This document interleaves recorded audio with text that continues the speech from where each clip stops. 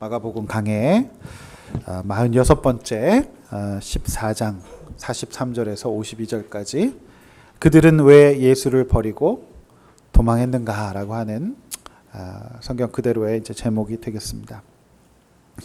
우리나라 1인당 독서량은 세계 166위라고 합니다. 그래서 OECD 국가 중에서 최하위권이라고 해요. 그런데도 이제 우리나라 이 독서 시장이 굉장히 작은데 이 독서 시장에서 우리 서점 하면 제일 먼저 생각나는 서점 어떤 서점이죠? 네, 종로 서적 하면 옛날 분이고요. 교보문고라고 우리가 얘기할 수 있죠. 세계가 책 안 읽기로 세계적으로 인정받은 세계 속에서 우리 사회에서 어떻게 이제 이 교보문고 서점이 독보적인 존재가 되었을까라는 생각을 한번 해봅니다.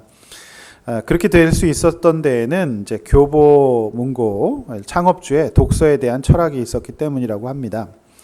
이제 이 마케팅하는 이제 강민호 씨라는 분이 계신데요. 그분이 이제 인문학적 마케팅 사고 방식이라는 부제가 붙은 변하는 것과 변하지 않는 것이라는 책에 보면 교보 창업주의 이런 철학을 소개하고 있습니다. 5가지 철학인데요. 첫 번째, 이제 모든 고객에게 친절하고 초등학생에게도 반드시 존댓말을 쓸 것. 두 번째, 한 곳에 오래 서서 책 읽는 것을 절대 말리지 말고 그냥 둘 것. 세 번째, 이것저것 책을 빼보기만 하고 사지 않더라도 절대 눈총 주지 말 것. 네 번째, 책의 내용을 노트에 베끼더라도 말리지 말고 그냥 둘 것. 다섯 번째, 책을 훔쳐가더라도 도둑 취급하지 말고 타인의 눈에 띄지 않는 곳으로 가서 좋은 말로 타이를 것. 이렇게 이제 창업주가 정해서 그것을 이제 구성원들과 끊임없이 공유할 수 있도록 지속적인 교육을 실시하고 있다고 합니다. 신용호라는 분이 교보문고의 창업주인데 그분은 늘 이렇게 얘기했다 그래요. 책도둑은 도둑이 아니다 라는 말을 했다고 합니다. 그래서 교보의 이런 철학이 그 서점, 책을 사는 서점인데 매장 리뉴얼을 통해서 파격적으로 신선하게 다가왔죠. 왜냐하면 서점에다가 책 진열을 빼고 넓은 소파와 책상들을 펼쳐놓고 마음껏 책을 볼 수 있도록 한 거예요. 여러분도 가보시면 알겠지만은 너무 편하네요. 마치 도서관처럼 마음껏 책을 보게 됩니다. 자, 이러한 의사결정 과정에서 치열한 고민과 찬반 양론이 있었다고 해요. 이러면 책을 안 삽니다. 우리만 손해 아닙니까? 그렇게 했지만은 결국에는 이제 교보는 그렇게 했고요. 오히려 이 작은 독서 시장의 크기를 키우는, 그러니까 독서의 문화를 만드는 일을 해서 결국 교보는 오히려 또 매출의 증대를 가져왔다라고 하는 겁니다. 자, 이러한 어떤 선택과 교보의 경영은 창업주의 생각, 중심이 책을 팔아서 돈을 벌겠다는 것보다는 나는 이 문화를 창달한다라고 하는 그런 철학이 이런 일들을 가능케 하지 않았나 싶은 생각이 듭니다. 그것이 이제 공유가 되었던 거죠. 자, 오늘 본문에 예수님은 그에 반해서 좀 사실 실패한 것으로 보이세요. 3년 동안 제자 훈련을 했지만 예수님이 그토록 여러 가지 말씀으로 그들을 가르쳐 주셨지만 그들은 그들의 중심에 예수님의 생각, 예수님의 말씀으로 완전히 변화되고 있지 않았다. 교보는 성공한 어떤 그 생각의 공유가 오늘 예수님과 제자들 가운데는 이루어지지 않았다라는 것을 알 수 있습니다. 그렇다고 한다면 예수님의 제자 훈련이 실패한 것인가? 이렇게 생각할 수 있죠? 근데 큰 그림에서 보면 예수님은 이것까지도 훈련의 계획에 넣어놓고 계시죠. 결국에 예수께서 십자가에 죽으시고 부활 승천하신 이후에 제자들은 오늘날의 이 뼈아픈 실수와 뼈아픈 실패의 경험들이 이제 양분이 되어서 초대교회를 세우는 12제자로 변화되게 된다는 것이죠. 실패인 것 같지만 여전히 예수님은 세상에서 볼 수 없는 독특하고 특이한 방법으로 하나님의 계획들을 이끌어가고 계신다. 이제 과정 중이다. 이렇게 볼 수가 있어요. 그러나 오늘 시점에서 제자들이 왜 예수를 버리고 떠났는가? 오늘 시점에서 왜 이런 일들이 벌어졌는가는 우리가 또 묵상해 볼 만한 주제가 되겠죠. 그래서 오늘 이 시점, 이 본문에서 그들은 왜 예수를 버리고 도망했을까라는 제목으로 저는 두 가지 이런 행동의 원인과 이유를 본문을 쫓아서 찾아보려고 하는 것이죠. 자, 첫 번째 대지입니다. 과거와 단절하지 않으면 예수를 버리고 도망하게 될 수밖에 없어요. 과거와 단절하지 않으면 예수를 버리고 도망하게 됩니다. 본문 43절, 46절 말씀 다시 한번 읽겠습니다. 예수께서 말씀하실 때 곧 12 중에 하나인 유다가 왔는데 대제사장들과 서기관들과 장로들에게서 파송된 무리가 검과 몽치를 가지고 그와 함께 하였더라. 예수를 파는 자가 이미 그들과 군호를 짜 이르되 내가 입 맞추는 자가 그이니 그를 잡아 단단히 끌어가라 하였는지라. 이에 와서 곧 예수께 나와 랍비여 하고 입을 맞추니 그들이 예수께 손을 대어 잡거늘. 예수님께서 나를 파는 자가 왔다라고 말씀하셨을 때 바로 그때 유다가 왔죠. 그러니까 이 말씀만 봐도 예수님께서 유다에게 당하셨다고 보기 어렵죠. 예수님께서는 이 순간에도 하나님의 아들로서 큰 그림을 가지시고 이제 말씀을 생각하시고 그 인도를 받아서 미리 예측하고 계셨다. 예수께서 당한 것이 아니다. 그렇게 우리는 알 수 있습니다. 당시에 종교 지도자들과 미리 약속이 되어 있던 유다는 자신의 속마음을 감추고 연기에 들어갑니다. 예수님을 잡으러 검과 몽치는 몽둥인데요. 이들이 어떤 사람들이었냐면 이제 회당, 유대인들의 회당의 질서를 유지했던 일종의 민병대, 그러니까 경호원, 그러니까 무장한 그들 나름대로 어떤 이제 군사력을 갖고 있었던 그런 사람들이라고 볼 수가 있죠. 이들이 마치 범죄자를 잡을 때 쓰는 도구들을 갖고 예수를 잡으러 왔어요. 근데 유다가 함께 왔죠. 자, 그때 유다의 표정이 어땠을까를 생각해 봅니다. 애써 침착하려고 했고 그의 눈빛은 흔들리고 있었을 것으로 보여요. 자, 유다는요 굉장히 머리가 명석한 사람입니다. 보통 사람이 아니에요. 그래서 제자들 가운데서도 리더 그룹이었던 직분자, 재정을 맡아보고 있었던 사람이었고요. 사리 판단이 굉장히 빠른 사람이었어요. 유다는 똑똑한 데다가 눈치도 빨랐어요. 그래서 44절에 그들과 미리 군호를 짰다. 이 군호는 이제 사인이죠. 내가 어떻게 하면 신호를 주면 예수를 잡아라. 저 사람이 예수다. 이렇게 했는데 그 사인의 방법이 오늘 입맞춤이었다고 해요. 여러 가지 사인이 있을 수 있죠. 그런데 눈치를 준다든지 할 수도 있는데 유다는 가만히 생각했을 때 의심받지 않고 부드럽게 예수를 주목할 수 있는 방법, 그 다음에 평소 했던 방법, 이것이 이제 배반의 키스가 되었던 것이죠. 그 유대인의 그 입맞춤은요, 볼을 양쪽 볼에다 이렇게 갖다 대면서 이제 인사하는 거죠. 이게 이제 프랑스식 인사법이죠. 그래서 그것을 이제 비주라고 하죠. 그래서 볼을 옆에다 이렇게 대면서 입으로는 쪽소리를 냅니다. 비주 한번 해볼까요? 근데 이 비주가요 처음 만났을 때 거리감 굉장히 줄여준다 그래요. 친근함을 표시할 수도 있고 상대를 이렇게 느낄 수도 있는. 우리나라는 참 그렇게 잘 하지 않아서. 근데 이제 서양은 이제 그렇게 해서 이제 거리를 좁힌다고 해요. 얼마나 꼼꼼한 사람이었나요? 그러니까 사인의 방법으로 예수께 자기가 이렇게 볼에 입을 맞추는 이 방법은 굉장히 지혜롭고 이 사람 입장에선 치밀한 소름이 끼칠 정도의 의심과 어색함을 없애려는 그런 사인이 되겠습니다. 저는 이제 그 유다의 삶을 보면서 참으로 똑똑했으나 참으로 허망한 삶을 살았던 사람이라고 보여져요. 유다는 인류 역사에서 가장 바보 같은 짓을 한 사람이 됐습니다. 가장 똑똑했으나 가장 바보 같은 예수를 팔아 넘기는 사람이 되었어요. 유다가 은 30을 받고 예수를 팔아 넘겼다고 말씀드렸잖아요. 큰 돈이 아니라고 했어요. 근데 과연 정말 그가 돈 때문에 그랬을까 생각해 봅니다. 그런데 그의 인생의 궤적을 잘 한번 살펴보고 또 그가 어떤 삶을 살았는지를 한 번만 생각해 보면 답이 금방 나오는데요. 제가 이제 마가복음에서 늘 쭉 말씀드렸지만 예수님 시대의 유대인들의 고난은 크게 두 가지가 있었다고 그랬어요. 로마로부터 식민 지배를 받는 거였어요. 그래서 대대로 믿어왔던 구약의 율법 신앙을 방해하고 막 이제 우상을 갖다 놓고 이제 그걸 회방하는 거죠. 또 하나는 유대교 이스라엘 내부에 있었던 이제 형식주의예요.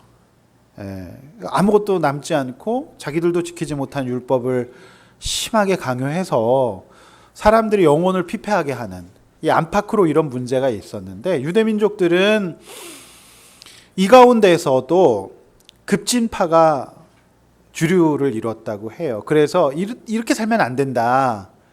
이제 구약이 끝나고 중간기 시대가 끝나고 이제 신약의 시대가 오기 시작할 때까지도 우리는 이스라엘 민족이 이렇게 살면 안 된다 해서 강한 급진파들이 인기를 얻었어요. 그 가운데에서 유다가 어떤 사람이었냐면 이제 스카리오파라고 해서 무력적인 방식으로 유대 해방을 위해 투쟁했던 그런 이제 생각, 그런 입장에 서 있었던 사람이 유다라고 해요.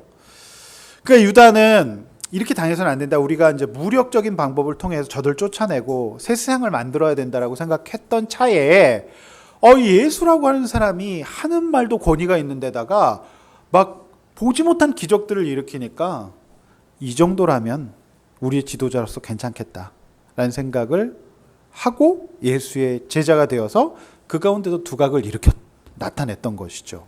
자, 그런데 예수께서 마가복음 종반 후반이 갈수록 그가 생각했던 예수와는 다른 모습을 자꾸 보여주세요. 뭐냐면 내가 십자가에 죽겠다. 십자가는 아무도 생각하지 않고 이게 로마인들에게는 하지 않았던 극형 아닙니까?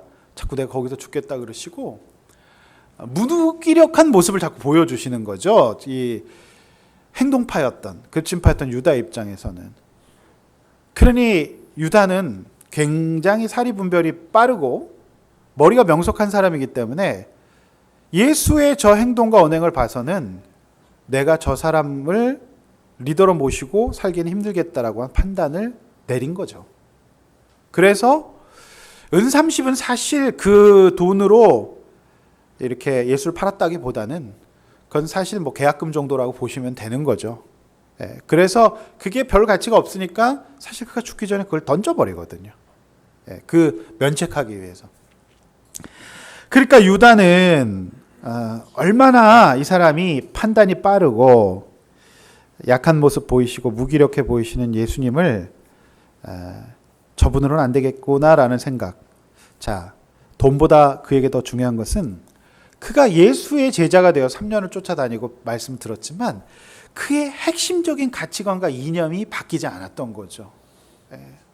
그래서 너무나도 똑똑하고 너무나도 신념이 깊었기 때문에 예수께서는 그의 우수함을, 그의 어떤 탁월함이 그의 인생을 망쳐놓을 것이라는 걱정을 하셨어요.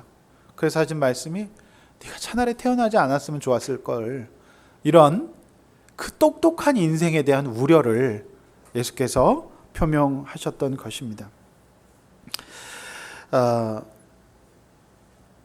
유다에게 정말 무서운 동력은 예수 그리스도의 말씀 앞에서도 변함없었던 자기의 과거였어요. 자신의 가치관이었어요. 평소 알고 지내는 어떤 목사님이 쓰신 이런 글을 보았습니다. 저와 함께 이제 큐티책을 이제 만들었던 분이시고, 이분도 지방에서 큐티 목회를 하십니다. 이분이 이런 글을 쓰셨어요. 금요일 저녁 30대 부부들 묵상 모임에 함께 한다. 정말 올바로 믿어보고 싶어서 애쓰는 한 가정이 있다. 요즘에도 이렇게 주님 앞에 계산 없는 젊은이들이 있는가 싶다. 다들 직장에서는 능력 있고 인정받는 선생님들인데 마음은, 하나님 앞에서 마음은 곱디곱고 주님 앞에서는 여리고 여리다, 이렇게 쓰셨어요. 그러니까 정말 세상에서 너무 탁월한 사람들인데 이 30대 부부가 하나님 앞에서는 너무 곱디곱고 여리고 여리다는 거예요. 그게 너무 귀하다는 거죠. 이런 사람들 보기가 어렵다는 겁니다. 저는 굉장히 제 마음을 울리는 그런 글이었습니다. 보통 예수님을 믿으면 아무 생각 없이 뭐 공부도 안 하고 책도 안 읽고 그냥 믿음만 있으면 되고 말씀만 읽으면 된다라는 생각을 가질 수 있습니다. 어떻게 보면 그게 좀 심플해 보이기는 하는데요. 그러나 그렇지 않습니다. 우리에게 하나님께서 뱀처럼 지혜롭고 비둘기처럼 순결하라 그러셨죠? 우리가 똑똑하고 멋지게 우리에게 주신 이성과 사고를 잘 사용해서 살아야 됩니다. 그러나 주님 앞에서는 곱디곱고 여리고 여려야 돼요. 그 구분이 있어야 되죠. 그래서 우리가 반지성주의로 가지 않습니다. 뭐 책도 필요 없고 공부도 필요 없다 이렇게 얘기하지 않아요. 그러나 이 부부처럼 저는 어떤 이 부부의 그 삶이 성도가 어떻게 살아야 되는지 다 담겨 있다고 저는 봐요. 이것이 이제 성도의 삶인 것이죠. 자, 오늘 유다는 이 좋은 머리를 어떻게 썼어요? 오늘 이 좋은 머리를 자신의 머리와 자신의 생각과 가치관이 예수보다 더 위에 있었어요. 그러니까 오늘 예수님을 앞에 두고 군인들과 군우를 짜고 마치 예수님과 게임을 하는, 예수님과 밀당을 하고 예수님을 어떻게 보면 심하게 표현하면 예수님을 능멸하고 가지고 노는 것이잖아요. 예수님이 세상을 변화시키는 그 방식이 내 마음에 들지 않으니까 내 방식으로 세상을 변화시키겠다라고 하는 무서운 생각을 유다가 갖고 있는 것 아니겠습니까? 예수님이 높으신 분이 그 얘기는 아니었어요. 내 생각이 맞고 내 방식이 맞으며 심지어 예수라도 그것을 건드릴 수 없다. 여러분, 근데 그 지혜가 결국 그를 어디로 몰아갑니까? 죽음으로 몰아가요. 죽음으로 몰아가요. 우리가 똑똑해야 됩니다. 그런데 우리의 똑똑함이 예수와 대적해서는 안 되겠죠. 가장 어리석은 거예요. 어쩌면 이 세상에는 이런 유다 같은 사람들로 가득 차 있어요. 돈이 들어오는 것 같고 자신이 너무 지혜롭게 잘 사는 것 같지만 유다가 간 길로 갈 뿐이에요. 지혜롭게 살아야 되지만 예수님 앞에서는 그러면 안 돼요. 예수님 앞에서 우리가 머리 싸움을 해서야 되겠습니까? 예수님 앞에서만큼은 그렇게 하면 안 돼요. 그분 앞에서 곱디곱고 여리고 여려야 돼요. 불행 중 정말 큰 불행인 것은 교회 밖은 그렇다 치더라도 오늘 유다가 예수님의 제자였다는 거예요. 유다는 예수님과 공간을 공유했을 뿐이에요. 저와 여러분도 지금 예배의 공간 가운데 있습니다. 그런데 저는 저와 여러분의 속에 진짜 있는 핵심적인 생각과 가치관이 내가 과거로부터 습득하고 내 피와 내 뼈 속에 있는 그 생각, 그것과 단절하지 못한다고 한다면은 우리는 언제든지 예수를 팔고 도망할 수 있는 거예요. 오늘 유다가 그런 거예요. 자, 그런데 인간이신 예수님을 생각해 봐요, 저는. 예수님도 인간이셨잖아요. 자, 예수님이 왜 겟세마네에서 땀방울이 핏방울이 들어 기도하셨을까요? 그러니까 인간적으로는 예수님도 그 십자가의 고통이 힘들긴 힘드셨을 것 같아요. 그런데 진짜로 이 마가복음이 얘기하는 예수님의 고통은 예수님이 십자가상에서 달려 돌아가시기 전에 하신 말씀 뭐죠? 왜 나를 버리시나이까요? 그러니까 이 죽음이라고 하는 것은 하나님으로부터의 단절이잖아요. 근데 예수께서 왜 죽으셔야 되냐면 우리가 죽을 것을 대신해서 죽으신 대속의 죽음이었죠. 그런데 하나님을 아빠라고 부르는 예수님 입장에서는 그 기간 동안에 하나님과의 단절이 너무 힘드셨던 것이고 그것이 진짜 싫으셨던 거예요. 그래서 예수님이 십자가를 물리적으로 아파해서 그거 옮겨달라는 것은 본질이 아니고요. 예수께서 진짜로 힘들어하셨던 것은 하나님과 단절되는 거. 또 나아가 오늘 예수가 십자가를 지러 가실 때 제자들, 사랑하는 제자들과 이제 그들이 떠나갈 것을 알기 때문에 그게 너무너무 아프고 힘드셨던 거죠. 그래서 유다는 그 작업을 하지 않잖아요. 자, 유다의 동선을 보면요. 예수님이 제자들을 데리고 잠깐 머무르시고 앉아 있었으면 좋겠다. 지난주 본문이죠. 그리고 3명의 제자들을 갖고 올라가시잖아요. 그런데 유다의 동선을 보면 겟세만의 기도를 마치고 돌아왔을 때 유다가 군병들과 같이 와요. 이것을 봐서 유다는 겟세만의 동산 자체를 아예 이탈했을 가능성이 있습니다. 그러니까 그렇다고 한다면 이제 우리는 교회를 아예 안 오는 것보다 여기 와서 자는 게 더 낫지 않겠나 이런 생각을 할 수 있는데 그건 아닙니다. 네. 근데 유다는 다 잤던 제자들보다 아예 그 자리를 빠져나와서 대제사장들을 이끌고 왔어야 됐잖아요. 공간상 시간상 그렇지 않습니까? 근데 이제 그 작업을 할 때 이 제자들은 다 잤어요. 그러니까 뭐예요? 자거나 그 자리를 떴죠. 그러니까 예수님이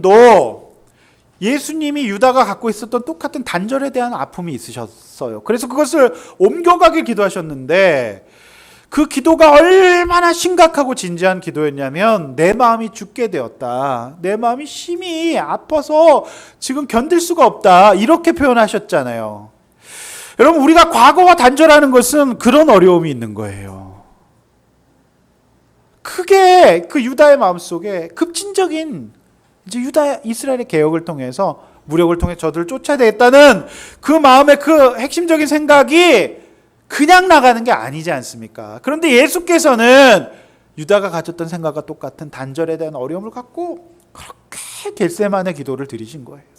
그래서 그 기도를 통하여서 예수께서는 순종하기로 하시죠. 그래서 우리 신앙생활에 가장 어려운 거는 순종이에요. 왜? 내 과거가, 내 자가 순종을 막잖아요. 예수님도 인간이셔서 그러셨는데 그 순종을 예수께서는 하시고 일어나 함께 가자 이렇게 말씀하시지 않으셨습니까? 사랑하는 성도 여러분, 오늘의 이 예배가 저는 여러분들에게 하나님의 배려라고 생각합니다. 그렇게 살다가 그렇게 있다가 예수를 버리고 도망하는 사람이 되지 말라고 오늘 주께서 여러분들에게 이 말씀 주신 줄로 믿습니다. 사랑하는 성도 여러분, 복음은 이 세상에서 가장 소중하고 으뜸이 되는 거예요. 유다에게 기회가 없었던 게 아니죠.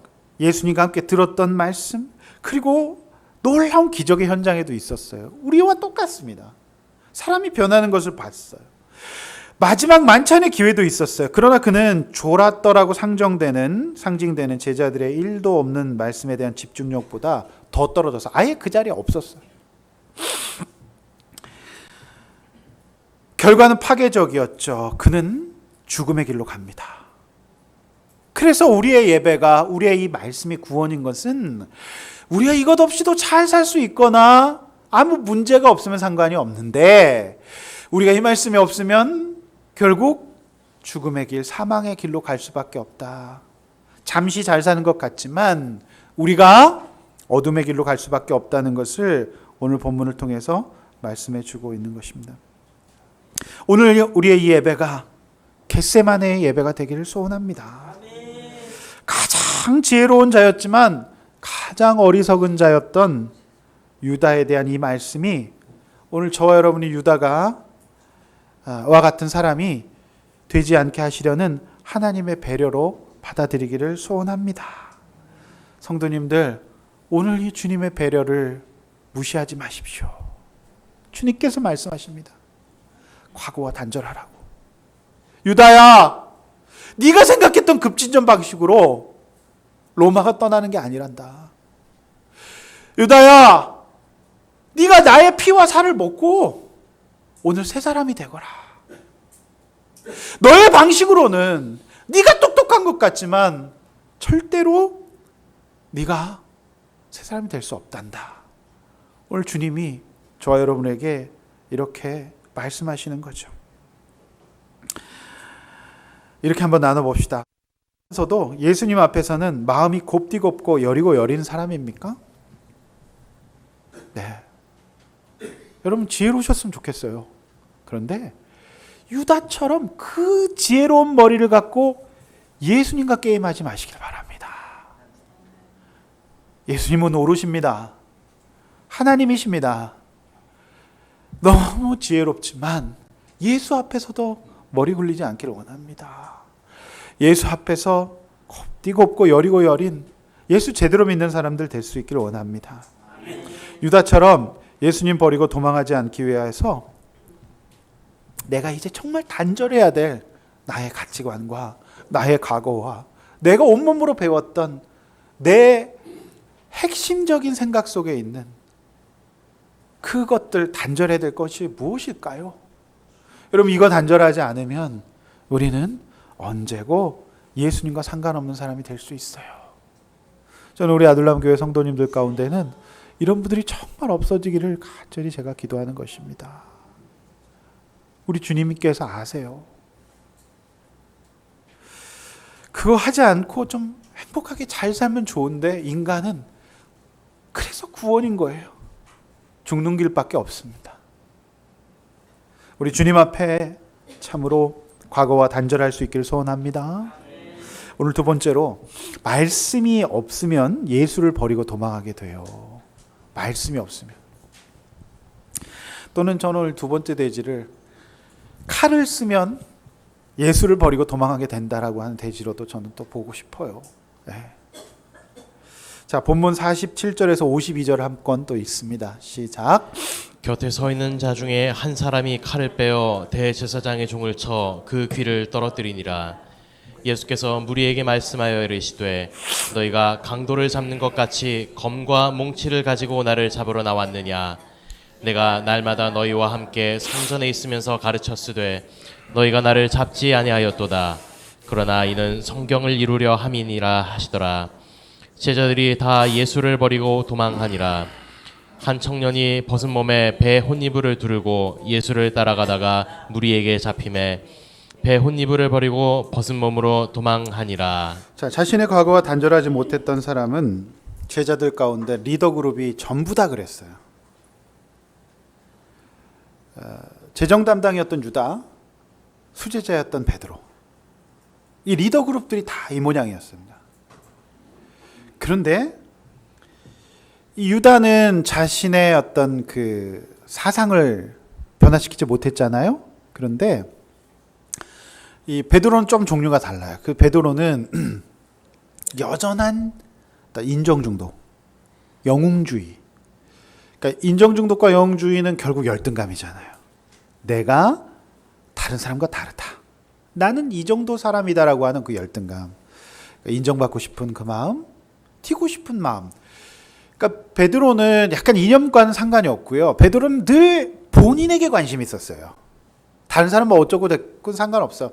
내가 늘 어디든지 우수해야 되고 인정받아야 되는 사람이라고 하는, 그러니까 사실 유다는 어떻게 보면 조금 이렇게 민족을 생각하는 마음이었다고 한다면 이 베드로는 오직 자신에게만 관심이 있었던 사람인 것 같아요. 자, 그래서 그가 어떻게 합니까? 제자 생활하면서도 늘 나서요. 그리고 그 나선의 이유는 결국 인정받고자 하는 거였어요. 다 버릴지라도 나는 안 버릴 거라고 이렇게 얘기를 하고, 막 바다 위를 걷는다든지 이러다 빠지고 여러 가지 일들을 그가 합니다. 자, 이 베드로가 어떻게 합니까? 베드로도 굉장히 우수해요. 그래서 리더는 아무나 되는 것 같지 않아요. 베드로는 일단은 굉장히 말을 잘해요. 그런데 베드로가 오늘 본문에 보면 운동도 잘하는 사람이라는 걸 알아요. 야, 어떻게 이 순간에 칼을 뺏어갖고 내려칠 생각을 했는지. 자, 군인들이 이렇게 왔습니다. 그러니까 베드로가 갑자기 딱 나서더니 짜작 해가지고 칼을 쫙 뽑아가지고 귀를 떨어뜨리는데, 이 본문을 잘못 읽으면 베드로가 대충 휘둘려다가 귀를 떨어뜨리는 걸 생각할 수 있는데 그렇지 않아요. 당시에 귀를 떨어뜨린다는 것은 이 어떤 제사장이 못 된다. 그러니까 이 사람이 누구냐면 마가복음에 기록이 없지만 대제사장의 종 말고 그 밑에서 이제 제사장이 되고자 이제 수습받고 있었던 사람 아니겠습니까? 여러분, 제사장이 귀를 떨어뜨리면 온전치 못해서 그가 제사장 못 되잖아요. 그러니까 베드로는요 오늘 쫙 나타나가지고 칼을 쫙 빼가지고 많은 기관 중에 귀만 딱 떨어뜨린 거예요. 그 굉장한 검술인 거죠. 여러분 그거 모르셨죠? 예, 실수로 떨어뜨린 게 아니라는 거예요. 의도적으로 이제 저주적인 행동을 한 거죠. 그러니까 이제 말도 잘했죠. 나서기도 잘하죠. 그런데다가 운동까지 탁월해. 소근육이 너무 잘 발달이 됐던 거예요. 여러분 칼 갖고 귀만 딱 떨어뜨릴 수 있어요? 셰프도 못할걸요? 예? 그 행동을 한 거죠. 그런데 예수님께서는 여러분 두 가지 성경 말씀 한번 읽어볼게요. 마태복음 26장 52절을 먼저 한번 읽겠습니다. 시작. 내 칼을 도로 칼집에 꽂으라. 칼을 가지는 자는 다 칼로 망하느니라. 그 유명한 말씀이죠. 칼로 일어난 자 칼로 망하리라. 유명한 말씀이죠. 그 다음에 누가복음 22장 51절 한번 읽습니다. 시작. 예수께서 일러 이르시되 이것까지 참으라 하시고 그 귀를 만져 낫게 하시더라. 자, 예수님께서는 이제 마가복음에는 말고라는 기록이 없어요. 근데 이제 이 사람이 대제사장의 종 말고라고 다른 복음서에는 기록이 되어 있습니다. 잘 보십시오. 저는 이제 예수님께서 여기서 강도 얘기를 하시는데 과연 누가 강도인가를 예수님께서 저는 물으시는 거라고 봐요. 강도를 예수님을 강도 취급하고 밤에 살짝 잡으러 왔잖아요. 낮에 온 게 아니거든. 지금 야간이에요. 왜 야간에 왔을까요? 그들의 행동이 떳떳하지 못하고 은밀하게 처리하고 싶으니까 야간에 온 거죠. 물론 요즘에 낮도둑도 많대요. 대낮에. 근데 이제 오리지널 도둑은 언제 옵니까? 밤에 오죠. 근데 예수께서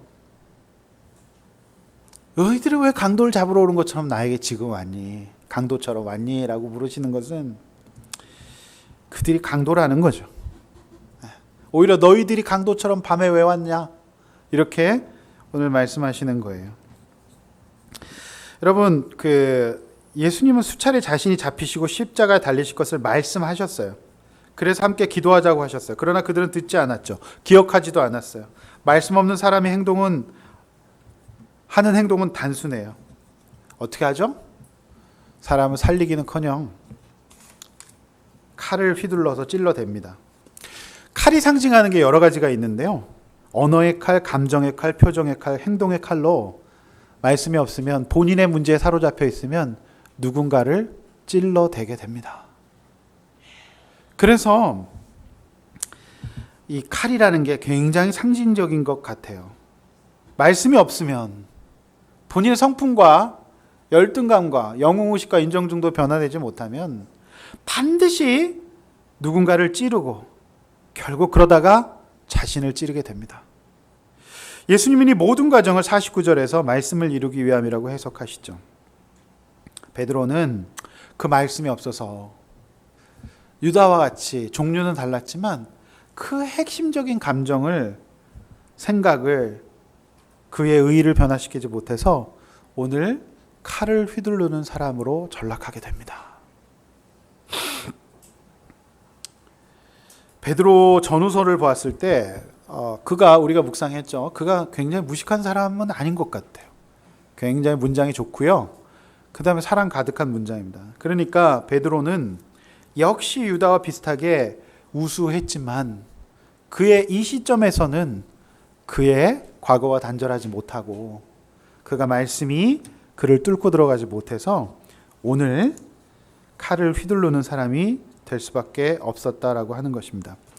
말씀이 없고 칼을 휘둘렀지만 결국 오늘 50절은 굉장히 허망한 보고를 하고 있어요. 50절 어떻게 됐죠? 다 예수를 버리고 도망하게 됩니다. 예수님이 그 십자가의 길을 옮겨주시라고 했던 그 기도는 참으로 주님 앞에서 본인의 본질을 변화시키고자 하는 그런 기도였지 않았습니까? 우리가 양육을 받고 큐티를 하고 설교 듣는 이유는 말씀의 사람이 되기 위함이에요. 예수를 버리고 도망하는 사람이 되지 않기 위해서는 말씀을 알고 품어야 해요. 자, 오늘 본문 51절 52절에는 마가복음에만 있는 굉장히 특이한 기록입니다. 이게 어떻게 해요? 예수를 벌찍이 따르던 어떤 청년이 벗은 몸에 혼입을만 두르고 예수를 따라가다가 저 사람 예수님의 제자다라고 하는 지적을 받고 어떻게 해요? 벗은 몸으로 돌아갔다라고 하는 기록이 마가복음에만 나옵니다. 여러분, 이 청년이 누굴지에 대해서 여러 가지 의견이 있는데요. 학자들은 이 청년이 마가일 가능성이 많다라고 봐요. 왜냐하면 이 서술은 자기만 알 수 있는 서술이에요. 그러니까 혼이불에 속옷을 안 입었다 자기밖에 모르잖아요. 그렇지 않습니까? 그리고 어떻게 버리고 벗은 몸으로 야간에 도망갔다. 이거는 본인만 아는 서술. 마치 그 범죄자 그 사람이 감옥에서 자기만 아는 얘기를 했다 그러잖아요. 그러니까 마가라고 보는 설이 굉장히 많아요. 자, 보십시오. 오늘 마가는 어떻게 보면 기록하지 않아도 될 만한 자신의 이야기를 오픈한 거라고 보는 거죠. 자, 예수께서 누가 강도냐, 누가 강도 맞은 자냐라고 지금 물어보셨다 그랬죠. 보십시오. 오늘 이 도망가는 청년이 강도 맞은 청년 같지 않으세요? 옷까지 홀딱, 속옷까지 다 뺏겨가지고 급하게 어둠 속으로 도망가는 청년. 이거 딱 강도 맞은 사람 아닙니까? 여러분 앞에 보십시오. 주님은 저와 여러분에게 물으십니다. 네 안에 있는 물질이나 재물이 없어지지 않았다고 강도 맞은 사람이 아니다. 오늘 너의 영혼에 있어야 될 말씀과 은혜가 너의 정말 변화되지 않고 너를 빼앗아간 너의 욕심과 열등감이 너를 장악하고 있다면, 네 안에 말씀과 은혜가 없다면 네가 오늘 강도 맞은 사람이라고 하시는 거예요. 어떤 사건이 오고 어려움이 오면 금방 즉시로 우리가 내려놓게 되는 예배와 큐티와 공동체가 네가 바로 강도 맞은 사람이라고 오늘 주님 말씀하시는 거죠. 그를 상징하는 사람이 바로 오늘 청년이에요. 맨몸으로 도망갑니다. 마치 강도 맞은 사람처럼. 여러분, 강도 맞은 청년이, 이 강도 맞은 사람은 아니지만 이 사람이 어디로 가요? 어둠 속으로 가요. 어둠 속으로. 그러니까 우리가 말씀을 잃어버리고 나의 어떤 그 변화되지 않는 과거가 나를 딱 지배하고 있고 하나님 앞에서 내가 깨어있지 못하면 우리가 강도 맞은 사람처럼 어둠 속으로 갈 수밖에 없는. 특별히 벗은 몸으로 어둠 속으로 합니다. 뭐예요? 수치죠. 죄를 상징합니다. 여러분, 음란의 죄를 지을 때 옷 입고 음란의 죄를 짓습니까? 물론 이상한 분들은 그런 분도 계시긴 하더라고요. 벗은 몸으로 어두운 곳으로 뛰어가는 거예요.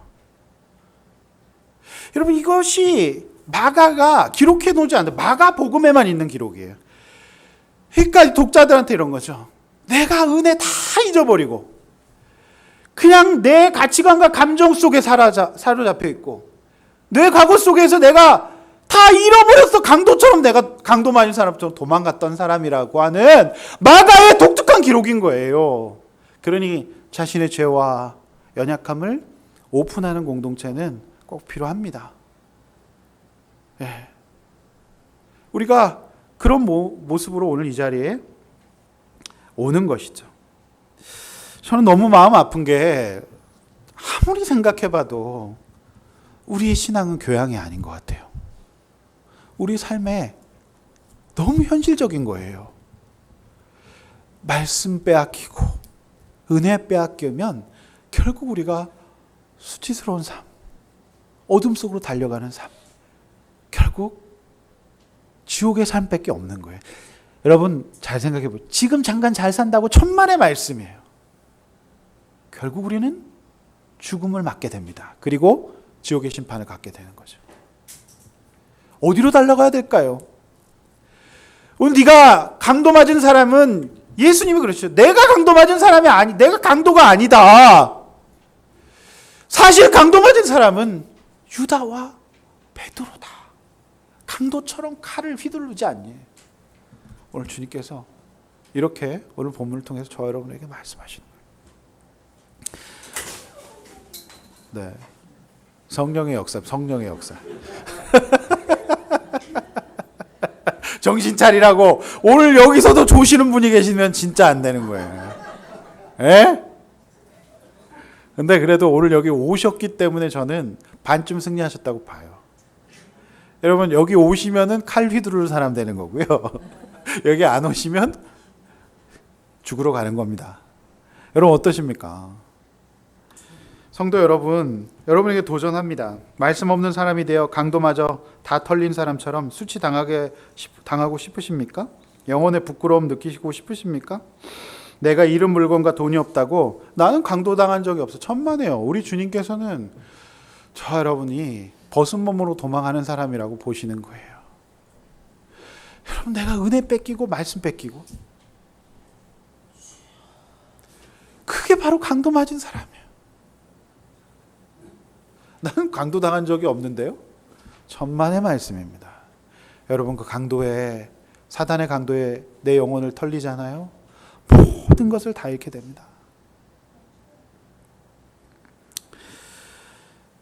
사단에게 늘 강도 맞아가지고 단절하지 못한 과거에 내 영혼을 탈탈 털리고 또 내 열등감에 강도 맞아가지고 말씀과 은혜를 다 빼앗겨 버리면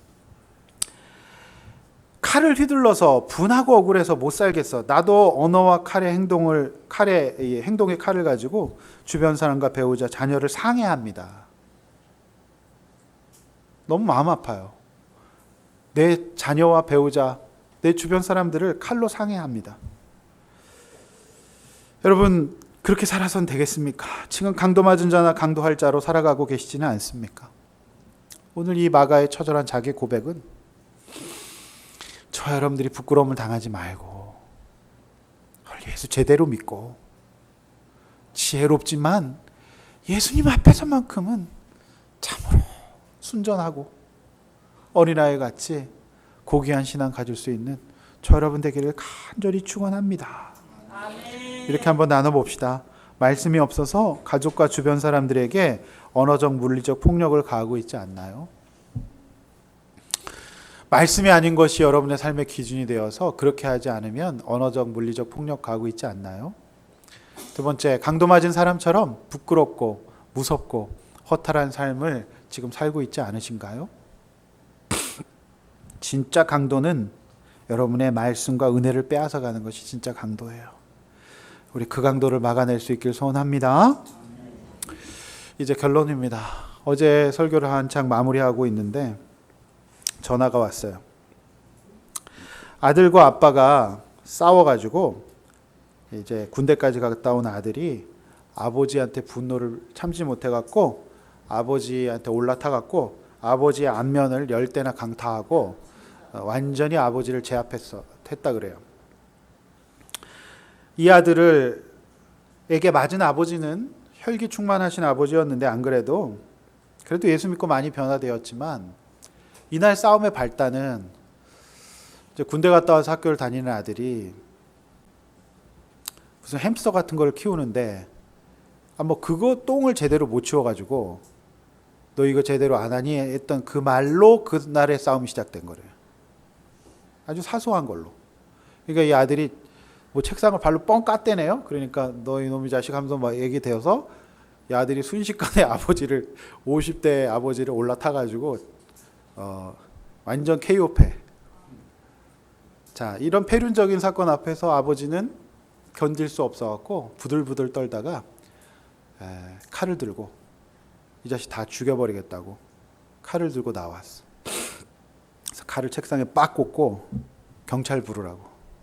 저런 놈은 콩밥을 먹여야 된다고 하니까 옆에서 어떤 행동도 하지 못했던 어머니는 경찰을 부를 수밖에 없는데 그날 지구대 경찰이 거의 다 왔대. 10명이 왔대요. 난리가 났고. 근데 이놈이 또 아들을 어떻게 또 보냅니까? 결국에 이제 경찰이 좀 분리하라고. 오늘 밤 분리하시는 게 좋겠다고 했는데 이 녀석이 갈 데가 없잖아요. 그래가지고 이 어머니가 저한테 전화를 건 거예요. 이 녀석이 김영민 목사님한테 가고 싶다 그랬다. 그래서 왜 그때 나한테 오는지 나는 모르겠는데. 근데요, 제가 섬찟하더라고요. 제가 지금 칼부림 본문 대하고 있는데 칼부림 난 집에서 전화. 난 그래서 제발 설교 준비할 때 전화 좀 안 왔으면 좋겠어. 섬찟한, 진짜로 털이 딱 서더라고요. 아니 칼부림 얘기하고 있는 본문인데 칼부림남 집안에서. 제가 이걸 보면서 성경의 이 현실이 실제 하는구나. 제자, 그러니까 이 집안이 얘도 교회 나가고 부모님도 다 직분자예요. 근데 칼부림 나죠? 오늘 누가 칼을 쐈습니까? 예수님의 제자잖아요. 너무 섬찟한 거예요. 그러면서 묵상이 되는 게, 이 아버지는 이제 첫째 때문에 고생을 많이 했는데 둘째라도 조금 사람 노릇하고 잘 나갔으면 좋겠다는 마음이 있는 건데, 이 아들놈이 미래에 대해서도 불투명하고 햄스터 똥처리도 못하니 사람 취급하지 않았, 온 몸으로 무시한 거죠. 사실 어려서부터 많이 무시를 당했던 녀석인데 이제 이놈이 군대까지 갔다 오고 밥도 많이 먹어가지고 아버지를 압도하는 입장이 됐네요. 그러니 아버지나 아들이나 예수 믿고 신앙생활 했는데 계속 그 단절하지 못하는 그 어떤 상처와 좌절과 열등감이 오늘 칼을 들게 하는 거 아닙니까? 아니 직분자면 뭐하고 신앙생활하면 뭐예요? 그거 단절 못하는데요. 그러면 사단이 도둑처럼 내 영혼을 뺏어간다니까요. 그래서 결국 청년이 오늘 도망갔다 왔는데, 청년이 집을 나와서 짐 싸들고 와서 혼이불에 속옷은 입고 왔더라고요. 이렇게 가는 거죠. 너무너무 마음이 아프더라고요. 그러면 이 녀석이 눈치 없이 어제 저희 집에 잤거든요. 그럼 잤으면 여기서 예배라도 드리고 가야 돼. 또 지교회 간다고 또 갔어요. 얘는 진짜 눈치가 없더라고요. 근데 저는 그래도 이 녀석이 그때 제 생각이 낫다는 거, 그리고 오늘 그래도 네가 그렇게 너무너무 현실적인 예화거리 하나 줬구나. 나 그걸로 족한다. 그리고 오늘 아침에 보냈어요. 근데 솔직히 이제 뭐 토요일 밤은 목사에게 굉장히 중요한 시간이기 때문에, 근데 이제 부모님 또 상담해드리고 또 이제 얘기하는 시간 많이 뺏겼어요. 근데 너무 섬찟하더라고요. 예수 믿고 신앙생활 해도 강도 맞은 우리의 영혼과 말씀을 빼앗길 수 있어요. 정말 잘 방어하셔야 됩니다. 특별히 과거와 단절하지 못했던 유다의 모습이 저 여러분들에게 없어지기를 간절히 축원합니다. 그의 사상과 생각이 복음을 뛰어넘고 예수마저 갖고 놀 대상으로 본 거예요. 우리 주님이 그런 분이 아니잖아요. 저 여러분의 인생 가운데 선을 지킬 수 있길 원합니다. 기생충이라고 하는 영화를 보면 그 남자 주인공이 선을 지키지 않는 인간들이 제일 싫다, 뭐 이런 얘기 하잖아요. 또 그 생각도 나더라고요. 사랑하는 성도 여러분, 절실히 필요한 것은 각자 과거의 해석과 단절, 말씀으로 해석하고 단절하는 거, 그 다음에 말씀이에요. 그것이 기준이 되어야만 강도와 같은 인생 또는 강도 맞은 인생을 살 수 있지 않습니다. 우린 또 지난주에 우리 또 강도 맞은 한 가정의 얘기를 또 들었잖아. 이제라도 지킬 수 있길 소원합니다. 근데 끊임없이 집사님을 공격할 거예요. 우리 그거 다 내어 쫓읍시다. 저 역시 단절하기 힘든 상처들이 많았어요. 그러나 제가 진짜로 오기가 생겼던 건 뭐냐면, 힘들게 산 것도 억울한데 그 영향을 계속 받고 산다는 게 정말 억울하더라고요. 그래서 저는 제 인생의 일생의 사명은 건강한 사람 되려고 했던 거예요. 20년의 시간을 공부하고 또 상담하고 노력하면서 정말 건강한 사람 되려고 애썼습니다. 그리고 또 하나 붙잡은 게 뭐였냐면, 고등학교 1학년 때 예수 믿고 평생 큐티하는 거였어요. 그래서 제가 27살서부터 40대 후반까지 큐티책을 만듭니다. 아마 대한민국에서 큐티책 4종, 5종, 아니 한 10종의 큐티책을 만든 사람은 나밖에 없을 거예요. 교회사에서. 두란노, 성서, 유니온, 큐티인까지. 네. 왜 근데 제가 그걸 한 줄 아십니까? 그게 소중한 사명이 되기 때문에였어요. 제 성격의 편집에 어울리지 않아요. 예? 근데 말씀 담은 책이었기 때문에 제가 만들었어요. 할렐루야. 그래서 두 가지가 나를 지켜줬다는 생각을 하게 됩니다. 사랑하는 성도 여러분, 오늘은 비전헌금과 선교헌금을 작정하는 날이에요. 우리 아들람 교회의 사역 목표는 분명해요. 힘든 사람들 살려내는 거고요. 건강한 가정 만드는 비전이에요. 말씀을 묵상하는 공동체 비전이에요. 경제와 물질이 우상시되고 있는 이때에, 먹고 살기 힘든 이때 우리 주님이 나의 주님이시고 나의 오병이어를 통해 하나님 나라의 일을 해나가신다는 믿음이 없다면 우리의 작정이 무슨 의미가 있겠습니까? 우리가 주님 앞에서 우리의 마음을 주님 앞에 빼앗기지 않고 잡아나갈 수 있기를 소원합니다. 과부의 두 랩돈 속에 담긴 여인의 마음을 아시고 칭찬해 주셨던 예수님이 오늘 저와 여러분과 함께 하심을 믿습니다. 나도 힘들지만 다른 사람 살리고 그동안 내 인생에 사람을 칼을 들어 휘둘렀던 인생에서 사람 살리고 복음을 전하는 데 쓰임받는 작정의 시간이 되기를 소원하는 것입니다. 우리 찬양하고 기도하겠습니다.